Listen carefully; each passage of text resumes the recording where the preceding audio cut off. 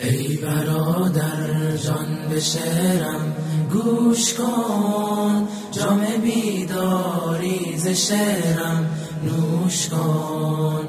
ما مسلمانیم و نی آتش پرست، هر که دور از دین بود او جاهل است. یادمان باشد که کیش ما چه بود، آتش و آتش پرستی در سجود. هدیه آورد سوی ما یار رسول، دین را چون ماه تابان در هلول. آری آن ناجی از جنس بشر، آن راد مردی که نامش بود عمر. دین حق را هدیه آورد سوی ما، ورنه آن دنیا سیاه بود روی ما.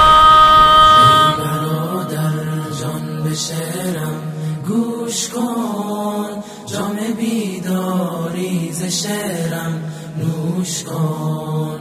ما مسلمانیم و نی آتش پرست، هر که دور از دین بود او جاهل است. فاتح ایران عمر سالار دین، آن که در دل داشت بر ربش یقین. خون داد تا دین به ایرانم رسید، دل درون قلب کفارو درید.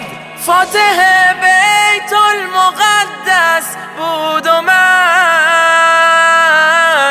دشمن هر خار و هر خس بود عمر. بود داماد علی مرتضی، یاور دل داده ای بر مصطفی.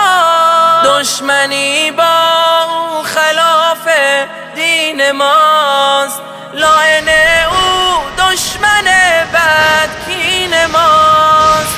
لعن او دشمن بدکین ماست. برادر جان به شعرم گوش کن، جام بیداری ز شعرم نوش کن. ما مسلمانیم و نی آتش پرست، هر که دور از دین بود او جاهل است.